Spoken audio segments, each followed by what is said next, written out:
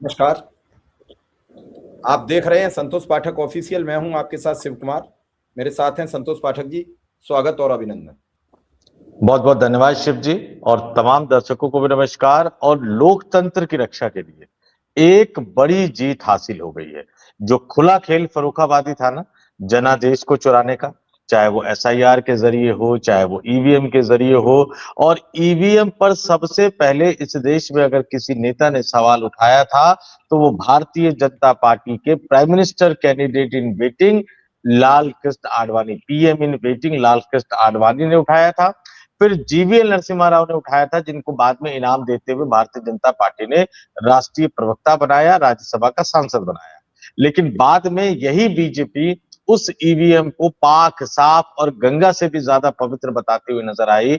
विपक्ष लड़ता हुआ नजर आया। लेकिन अब हम अपने दर्शकों के सामने जानकारी लेकर आए हैं कि देश के मुख्य चुनाव आयुक्त ज्ञानेश कुमार अब बुरी तरह से फंस गए हैं। क्यों फंस गए हैं?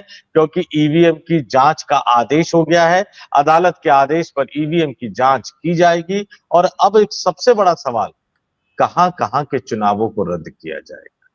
एक बड़ी स्टोरी लेकर आए हैं। हमेशा की तरह शुरुआत शिव जी अपने अंदाज में करेंगे, क्योंकि ईवीएम मशीन की जांच में गड़बड़ी सामने आ गई तो फिर आप अंदाजा भी नहीं लगा सकते कि इस देश में किस तरह का बड़ा बवाल खड़ा होने वाला है। फैसला अदालत का है और अदालत के आदेश पर यह जांच शुरू हो रही है। कब होगी, कहां होगी, कौन से मशीन की होगी, क्या फैसला आएगा और उसके बाद क्या कुछ होगा, एक एक तथ्यों से एक एक जानकारी को हम अपने दर्शकों के सामने रखेंगे। और शुरुआत हमेशा की तरह शानदार अंदाज में शिव जी करेंगे। जी शिव जी। एकाएक आज एक खबर आती है कि हाई कोर्ट ने एक आदेश कर दिया कि ज्ञानेश कुमार जी, आपने मना कर दिया ईवीएम दिखाने से, आपने मना कर दिया डेटा ना देने से।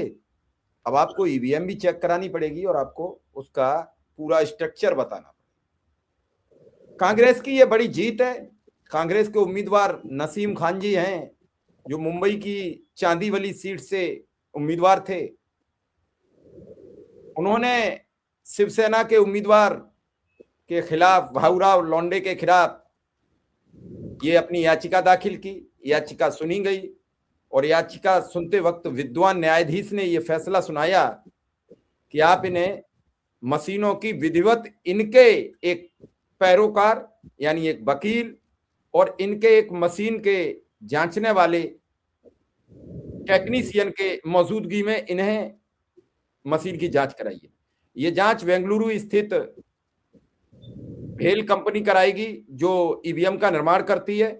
ये जांच 16 और 17 अप्रैल को मुंबई में होगी और इस जांच के बाद तय हो जाएगा कि क्या ईवीएम में हेरफेर हुआ और वो कारण क्यों बने। कि जब महाराष्ट्र में चर्चा थी कि इंडिया गठबंधन की यानी एमबीए की महाविकास अघाड़ी की सरकार बनने जा रही है और उस समय महाविकास अघाड़ी में सबसे बड़े दल के रूप में काम करने वाली कांग्रेस को महज 16 सीटों पर जीत मिली। संदेह बढ़ा, लोग कोर्ट गए। उसके बाद आपने चर्चा सुनी कि महाराष्ट्र में एक विधानसभा सीट पर एक गांव में मूक पोल का जिक्र हुआ। गांव के लोगों ने मूक पोल करना चाहा तो वहां पुलिस पहुंची, लाठीचार्ज हुआ। उस गांव के कई लोगों पर केस दर्ज हुआ, कई लोग आज भी जेल में हैं। मतलब आप कुछ कर भी नहीं सकते, आप मॉक पोल भी नहीं कर सकते। वो गांव की अपनी मंशा थी, गांव की अपनी मर्जी थी। वो पूरे गांव को खुले रूप से वोट डालने का अधिकार दे रहे थे, लेकिन सरकार को कहीं ये मंजूर नहीं था। मैं आपको थोड़ा सा पीछे ले चलता हूं। हरियाणा में 6 लाख वोट कट गए, किसी को कानो कान खबर नहीं पता लगी, हरियाणा भाजपा जीत गई। महाराष्ट्र में 50 लाख नए वोट जुड़ गए, 40 लाख कट गए, कानो कान खबर नहीं पड़ी। दिल्ली में 12 लाख वोटों का हेरफेर हो गया, कानो कान।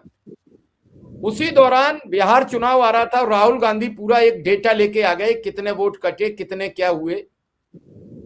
जिस पर हमारे चुनाव आयुक्त ने एक बात कही थी, वो मुझे आज भी याद है और उस पर कोई कार्रवाई नहीं। उन्होंने कहा कि अगर 8 दिन के अंदर राहुल गांधी ने एफिडेविट नहीं दिया तो मैं उनके खिलाफ केस दर्ज कराऊंगा। मैं पूछ रहा हूं मान्यवर, वो 8 दिन गुजर गए या अभी नहीं गुजर गए, कुछ दिन और बाकी है तो उन्हें और जोड़ लिया जाए। वो कब केस दर्ज होगा राहुल गांधी के खिलाफ? अगर राहुल गांधी बार बार आप पर मिथ्या आरोप लगा रहे हैं, बार बार विपक्ष मिथ्या आरोप लगा रहा है, तो आप तो एक संवैधानिक संस्था है, इस देश का प्रतिनिधित्व करते हैं, इस देश की नाक है। इस देश की नाक बचाने के लिए आपको उन सभी लोगों के खिलाफ मुकदमा दर्ज करा देना चाहिए जो चुनाव आयोग पर हर संभव आरोप लगाते हैं। लेकिन आपने तो उस दिन एक ऐसा काला तोता पाल लिया है, तृणमूल कांग्रेस को सीधी सीधी चुनौती देकर एक ऐसा अपने मुंह पर कालिक पोतली अपने हाथ से कि अब आप कुछ नहीं किसी से कह पाएंगे। पहली बार हुआ इतिहास में यह भी कि चुनाव आयोग ने एक पार्टी विशेष का नाम अपने ट्विटर हैंडल पर पोस्ट करके लिखा कि ईमानदारी से चुनाव होगा, जबकि यहीं अगर चुनाव आयोग टीएमसी भी लिखता, कांग्रेस भी लिखता, सीपीआई लिखता, सीपीआईएम लिखता, माले लिखता, वो एक नए नेता हैं जो बाबरी मस्जिद बना रहे थे 1000 करोड़ की डील का, उनका भी एक वीडियो वायरल हो रहा, उनका भी नाम लिखते तो समझ में आता कि आप सबको चुनौती दे रहे हो, और बाद में ही लिख देते भारतीय जनता पार्टी का जब सबका लिख देते। अब आपकी मशीन की जांच होगी, हालांकि आप बड़े अक्लमंद हो, हालांकि आपके समर्थक बड़े अक्लमंद हैं, वो मशीन की जांच तो करा देंगे, आज तो मुझे लगता है कि नहीं आएगी, लेकिन ये सवाल पैदा हो गया कि अदालत आज भी चाहे तो सब कुछ कर सकती है। सर्वोच्च अदालत ने आपको कंधे पर जो हाथ रख दिया है उससे आप, मैं सर्वोच्च अदालत के उसमें कोई शब्द नहीं प्रयोग कर रहा हूं, मैं जो दिख रहा है वो बता रहा हूं, आम जनमानस के सवाल है, मैं इसमें डिस्क्लेमर डाल रहा हूं कि सर्वोच्च अदालत के खिलाफ मेरी कोई टिप्पणी नहीं है। मेरा सिर्फ ये कहना है कि सर्वोच्च अदालत क्यों नहीं ये सवाल करती कि बंगाल में इतने लोगों की ट्रिब्यूनल बनाई गई, उसमें सिर्फ 2 लोगों के वोट बढ़ पाए, एक कांग्रेस के उम्मीदवार का और एक और का, फिर ये ट्रिब्यूनल बनाई क्यों गई? तो ये कई सवाल घुमा रहे हैं कि आज नसीम खान की याचिका जो स्वीकार हुई है, क्या ये पहली शुरुआत है?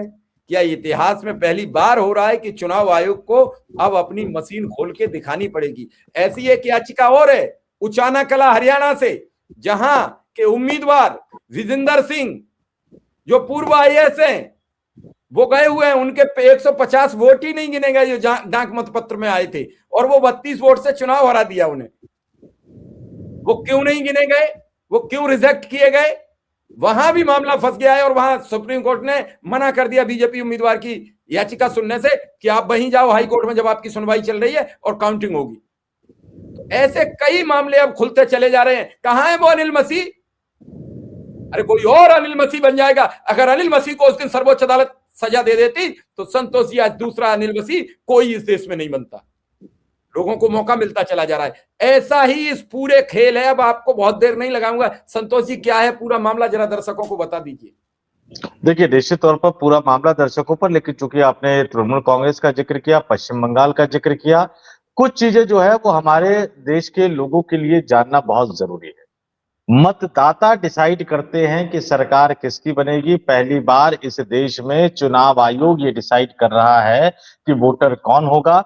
नियम ये कहते हैं कि वोटर लिस्ट फाइनल बनने के बाद ही चुनावी प्रक्रिया शुरू होनी चाहिए, लेकिन यहाँ अभी तक वोटर का फाइनल लिस्ट नहीं बना है। ये पश्चिम बंगाल की हालत है। और जब तृणमूल कांग्रेस का प्रतिनिधिमंडल जाता है तो वहां पर किस तरह से उनको गेट आउट कह दिया जाता है। आप आरोप लगाते हो कि भैया तृणमूल कांग्रेस के सांसद ने आपके ऊपर चीखा, आपके ऊपर चिल्लाकर आपके साथ बात की, तो भैया सीसीटीवी फुटेज है, आप उसको जारी कर दो। और इस तरह की बैठकों में अब पारदर्शिता क्यों नहीं बरती जाती है, ट्रांसपेरेंसी और लाइव स्ट्रीमिंग क्यों नहीं कर देते, जबकि सुप्रीम कोर्ट की सुनवाई की भी लाइव स्ट्रीमिंग होती है, तो आप नहीं करते हो क्योंकि आपके मन में चोर है। और फिर 8 अप्रैल की तारीख को, ये जो तारीख है शिव जी, वो भारत के लोकतांत्रिक इतिहास में दर्ज की जाने वाली तारीख है। सुबह 10:20 पर चुनाव आयोग की तृणमूल कांग्रेस को 2 टूर। पश्चिम बंगाल में इस बार चुनाव भय रहित, हिंसा रहित, धमकी रहित, प्रलोभन रहित, छापा रहित, बूथ एवं सोर्स जामिंग रहित होकर ही रहेंगे। तो ज्ञानेश कुमार क्या ये कहना चाहते हैं कि इससे पहले कि जितने मुख्य चुनाव आयुक्तों ने पश्चिम बंगाल में चुनाव करवाया वो सही तरीके से नहीं करवाया था? तो कायदे से मोदी सरकार को उन सभी मुख्य चुनाव आयुक्तों को गिरफ्तार करके देश की अदालतों के सामने दंडित करवाने की प्रक्रिया शुरू करनी चाहिए कि भैया क्यों नहीं आपने निष्पक्ष चुनाव करवाया, क्यों नहीं आपने स्वतंत्र एवं पारदर्शी चुनाव कराया। वो खैर मोदी सरकार और कोर्ट की बात है, लेकिन अब इस मसले पर आ जाते हैं। हमारे और आपके मोबाइल, अभी शिव जी बिहार के एक मेरे पत्रकार है, कुछ दिन पहले उन्होंने मदद मांगी कि भैया ये गड़बड़ हो गया। मैंने कहा क्या हो गया? कह रहे कोई व्हाट्सएप जो है, चूंकि उनका मैसेज आया, मैंने कॉल किया तो कह रहे किसी ने मेरे व्हाट्सएप को हैक कर लिया, मेरे व्हाट्सएप से सबको जो है वो मदद मांग रहा है, जब वो कोई कॉल बैक करता है तो पैसे मांगते हैं। जब आपका व्हाट्सअप हैक हो सकता है, जब आपका मोबाइल हैक हो सकता है जो कि आपके हाथ में है, जब आपका लैपटॉप कहीं दूर बैठा हुआ आदमी, वो एनी डेस्क एक ऐप आता है उससे वो संचालित करता है, आप में कोई कमी होती है तो ठीक हो सकता है। तो लैपटॉप, मोबाइल, कैमरे तक की अभी खबर निकलकर सामने आ गई है कि भाई चाइना से जो सीसीटीवी कैमरे आते हैं उनके फुटेज हमारे यहाँ नहीं, चाइना के यहाँ भी जाते हैं। दिल्ली में तो दिल्ली सरकार ने सारे सीसीटीवी कैमरे बदलने का फैसला कर लिया। तो ऐसे में ईवीएम जो कि एक मशीन है, इलेक्ट्रॉनिक वोटिंग मशीन है, क्या उसके प्रोग्रामिंग में छेड़छाड़ नहीं की जा सकती? कई जगह इस तरह की खबरें, शिकायतें आई कि वोट किसी और को देते हैं, चला किसी और पार्टी को जाता है। इस तरह की शिकायतें तमाम आ रही थी, लेकिन जब भी चुनाव आयोग से उसकी जांच करने की बात कही जा रही थी, चुनाव आयोग उस मशीन को हैंडओवर करने को तैयार नहीं था कि लीजिए आप जांच कर लीजिए। लेकिन अब बॉम्बे हाईकोर्ट ने एक बड़ा फैसला दे दिया है और उन्होंने न केवल ईवीएम की जांच करवाने का आदेश दिया है शिव जी, बल्कि मशीन की कंट्रोल यूनिट समेत तमाम दूसरे पार्ट्स को जो है वो चेक किया जाएगा। यानी क्या मशीन को मैनिपुलेट किया जा सकता है, मशीन में कोई प्रोग्रामिंग सेट की जा सकती है, मशीन के साथ कोई छेड़छाड़ की जा सकती है, इन तमाम चीजों की जांच होगी। और थोड़ा सा विस्तार से मैं बता देता हूं कि बॉम्बे हाईकोर्ट का फैसला आपने जैसा कि बताया कि कांग्रेस नेता नसीम खान की याचिका पर सुनवाई के दौरान दिया गया है, लेकिन भारत के लोकतांत्रिक इतिहास में, यानी ईवीएम से चुनावी प्रक्रिया के शुरू करने के बाद के लोकतांत्रिक इतिहास में यह पहली बार है जब चुनावों के बाद ईवीएम को चेक किया जाएगा। और फैसले के बाद, ध्यान से मैं एक एक तथ्य बताता हूं, हमारे दर्शक सुने, कि फैसले के बाद मुंबई सबअर्बन डिस्ट्रिक्ट की डिप्टी रिटर्निंग ऑफिसर अर्चना कदम ने बताया कि 16 और 17 अप्रैल को, ये तारीख ध्यान रख ले, आज 10 अप्रैल की तारीख है, एक सप्ताह बाद 16 और 17 अप्रैल को मुंबई में ईवीएम मशीन का डायग्नोस्टिक चेक किया जाएगा। और इस डायग्नोस्टिक चेक में क्या क्या चेक किया जाएगा ये भी आपके सामने बता देता हूं, ये भी आपके सामने रख देता हूं कि इसमें इसमें जब चेक होंगे तो ये जो चेक किया जाएगा वो भारत इलेक्ट्रॉनिक्स लिमिटेड, बीईएल के इंजीनियर करेंगे। बीईएल का जो दफ्तर है, कार्यालय है, जो बेंगलुरु में है, और बीएल ही ईवीएम मशीन को बनाता है।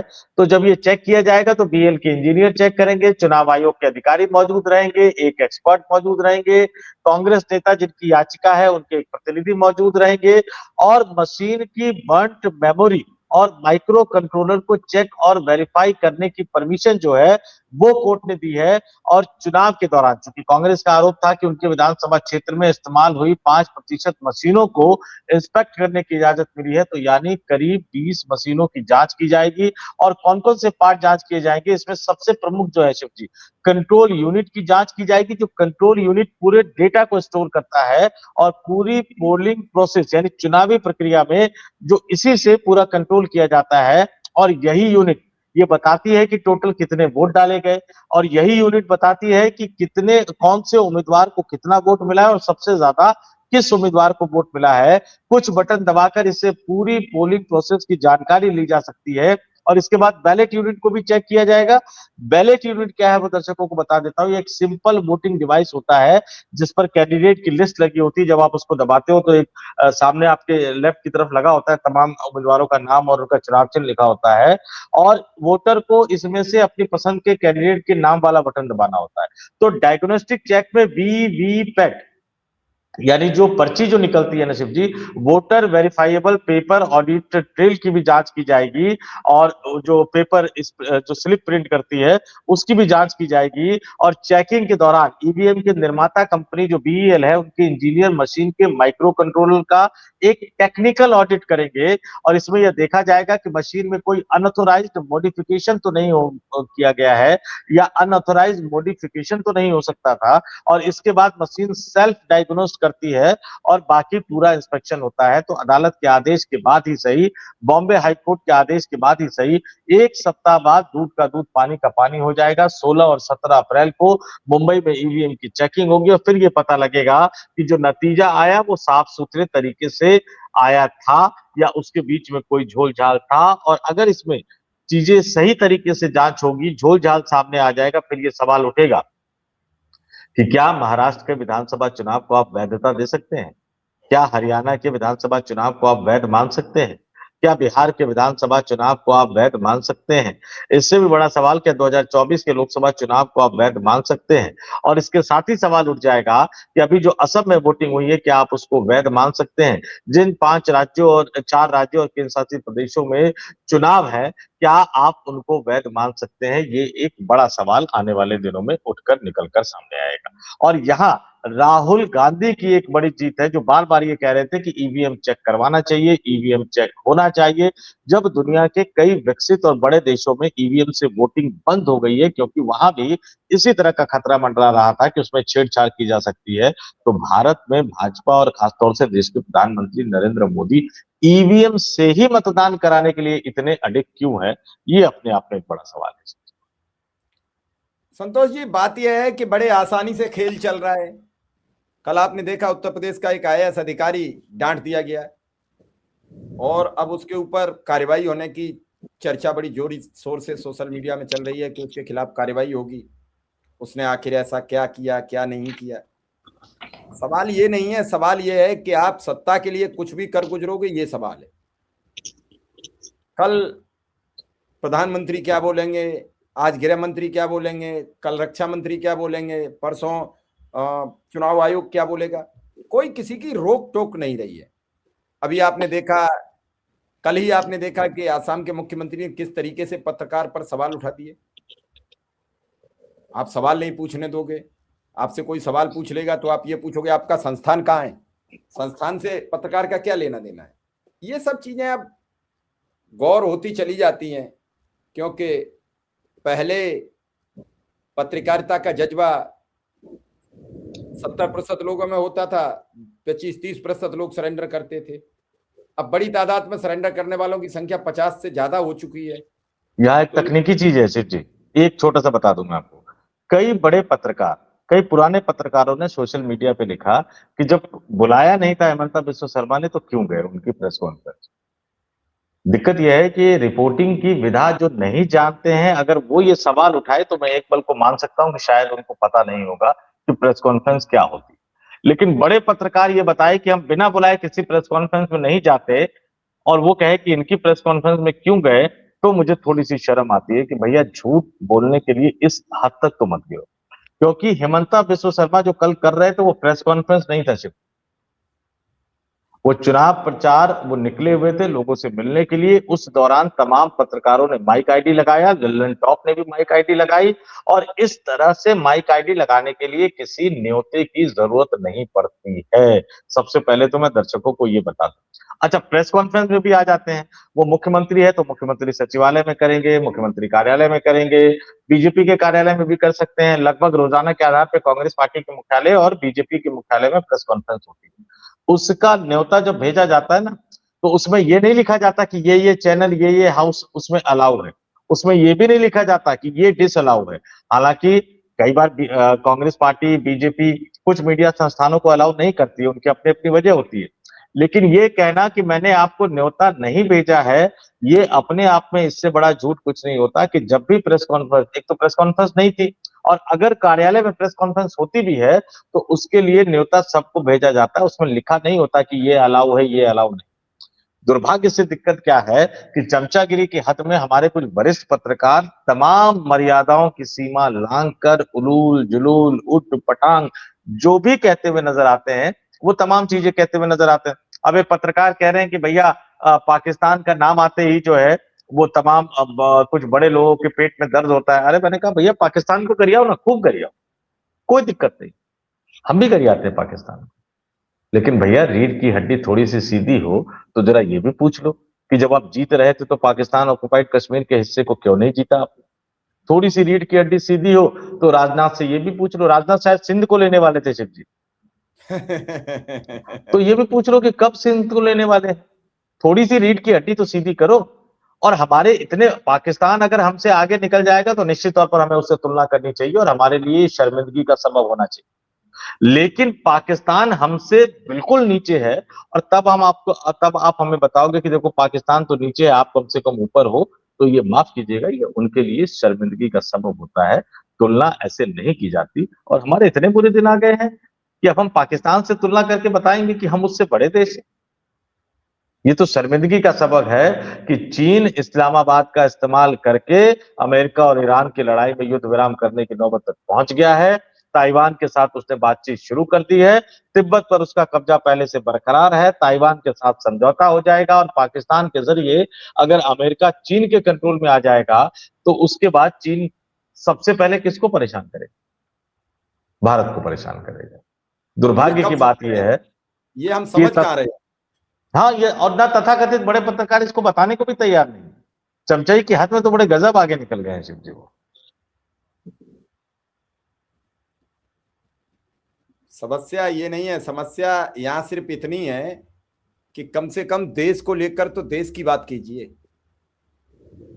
अगर हम या आप ये पूछ लो कि भैया जो काम पाकिस्तान ने किया भारत ने क्यों नहीं किया? भारत का तो इजराइल भी मित्र था, भारत का अमेरिका भी मित्र था, भारत का ईरान भी मित्र था। भारत से चूक कहां पर हुई? ये सवाल पूछने से हम पाकिस्तान के समर्थक कैसे हो जाएंगे? और ये पूछना सवाल हमारा नैतिक अधिकार है कि विश्वगुरु का डंका रोज आपने बजाया है। हम पूछ रहे हैं कहां है वो विश्वगुरु? क्यों नहीं आ रहा निकल के मैदान में विश्वगुरु? कहां छुपे हैं? बार बार किसी की ओट ले लेते हैं, हर बार किसी मुद्दे की ओट ले लेते हैं। कल देखिए आप, अमेरिका में युद्धबंदी की बात शुरू हुई और एपिस्टीन फाइल चालू हो गई। मुझे लगता है युद्ध फिर होगा, क्योंकि एपिस्टीन को लेकर तो ये चल ही रहा था सब कुछ। एपिस्टीन फाइल को ठंडे बस्ते में डालने के लिए ये सब चल रहा था, और इसीलिए जितने भी उसकी चपेट में वो सब खामोश है। अरे मधु पूर्णिमा किश्वर कितने गंभीर सवाल उठा रही हैं, क्यों नहीं एफआईआर हो रही? अब तो वहां बड़ा सवाल उठ गया कि एपेस्टीन ने ही जो डोनाल्ड ट्रंप की पत्नी है, ये कहा जा रहा है कि एपेस्टीन ने ही उनको डोनाल्ड ट्रंप से मुलाकात करवाई थी। अब वो सामने आके बयान दे रही है कि नहीं, हमारी मुलाकात तो बहुत पहले हो गई थी और एप्स्टीन का कोई लेना देना नहीं है। यानी डोनाल्ड ट्रंप को भी धमकाया जा रहा है इजरायली लॉबी के जरिए, आप ये देखिए। और वो तो बड़ी बड़ी बातें हैं शिव जी। यहाँ ईवीएम की जांच होने के बाद जो खुलासा सामने आएगा तब ये पता लगेगा। अब देखिए हालत क्या है, हमें कहा जा रहा है गैस की किल्लत नहीं है। नीतीश बाबू आज राज्यसभा का सांसद बन गए, राज्यसभा की सदस्यता ले ली है। प्रधानमंत्री ट्वीट करके उनको बधाई दे रहे हैं, लेकिन सदस्यता ग्रहण करने से पहले उनको चिढ़ाने के लिए हरिवंश को नॉमिनेट कर दिया उन्होंने राज्यसभा के लिए, राष्ट्रपति से नॉमिनेट करवा दिया। क्यों? क्योंकि हरिवंश की विदाई हो गई थी, राज्यसभा के उपसभापति कोई और बनते, नीतीश कुमार संजय झा को बनाने वाले थे, तो जनता दल यूनाइटेड को मुक्ति मिल जाती। उससे पहले ही बीजेपी ने खेल कर दिया। अब हालत यह है कि बिहार में कानून व्यवस्था की हालत खराब है, मंत्रियों की तनख्वाह नहीं आ रही है और आज एक नया फरमान जारी हो गया। दर्शकों से मैं खास तौर से कहूं, बिहार में अगर आप शादी ब्याह का कार्यक्रम कर रहे हैं, शादी ब्याह का सीजन है, और शादी ब्याह के कार्यक्रम में लड़की वाले को लड़के वालों की कितनी आवभगत करनी पड़ती है तो पता है शिव जी, बिहार में और भी ज्यादा है। भैया अच्छा खाना पीना होना चाहिए, मिथिला में चले जाओगे तो आप रसगुल्ला होना चाहिए, गुलाब जामुन होना चाहिए, मटन होना चाहिए, फिश होना चाहिए, लेकिन आप ये सब कर नहीं पाओगे। क्यों नहीं कर पाएंगे बिहार के लोग? क्योंकि वहां कहा गया है कि बिहार में अगर शादी ब्याह के आयोजन में आप खाना बनवा रहे हो तो पहले आपको एसडीओ के पास जाना पड़ेगा शादी का एक कार्ड लेकर, और एसडीओ के पास जाकर परमिशन लेनी होगी। और एसडीओ जब परमिशन देगा तो भी आपको घरेलू सिलेंडर नहीं मिलेगा, आपको कमर्शियल सिलेंडर मिलेगा। और जानने वाले हम सब जानते हैं शिव जी कि सरकारी दफ्तर में जाकर आपको परमिशन लेनी है तो परमिशन ऐसे तो मिलेगी नहीं। गनीमत है अभी तक शादी ब्याह तक रखा है। अभी तो बिहार में शादी ब्याह का सीजन है, फिर मुंडन का सीजन है, फिर उपनयन जो जनेऊ संस्कार कहा जाता है उसका सीजन है। गनीमत है कि धीरे धीरे इसको आगे बढ़ाएंगे। गनीमत है कल को ये ना कह दे कि घर में खाना बनाने से पहले आ जाओ, एसडीओ से परमिशन लेके जाओ कि घर में क्या खाना बना रहे हो। अच्छा 3-4 खाने क्यों बना रहे हो, चावल दाल सब्जी क्यों बना रहे हो, तो इसे काम क्यों नहीं चला रहे हो? ये हम उसी तरफ बढ़ते चले जा रहे हैं। और फिर भी हमारी सरकार कह रही है कि देश में गैस की कोई किल्लत नहीं है। ईवीएम का सच जिस दिन सामने आ गया उस दिन सब के सब बेपर्दा हो जाएंगे शिव जी। चलिए पहले दर्शकों को देखते हैं कि क्या इस ईवीएम की जांच से आप खुश हैं या नाराज, हमें जरूर बताइए। हमें आपके उत्तर की प्रतीक्षा रहेगी। क्या ईवीएम से चुनाव कराए जाने चाहिए, इस पर भी अगर कोई आपकी राय है तो हमें जरूर बताइए, ताकि हम कोई अगला प्रोग्राम आप ही की बात पर कर सके। और क्या लग रहा है कि इस ईवीएम और चुनाव आयोग के खेल में बंगाल में कुछ खेल होगा, हमें ये भी बताइए। हमें आपके सवालों की प्रतीक्षा, जवाबों की प्रतीक्षा रहेगी। धन्यवाद संतोष जी का, बहुत बहुत आभार, नमस्कार। एक और रिक्वेस्ट करूंगा दर्शकों से, इस तरह के वीडियो प्रमोट होते नहीं, बहुत ज्यादा किया नहीं जाता है। आपको खुद आगे बढ़ना पड़ेगा। वीडियो पसंद आया हो तो लाइक कर दीजिएगा, शेयर कर दीजिएगा, और कम से कम 5 लोगों को जरूर फॉरवर्ड, तब देखिए कि कैसे वक्त बदलता है और देश में लोकतांत्रिक ताकतों की आवाज कितनी बुलंद होती है। बहुत बहुत धन्यवाद, नमस्कार।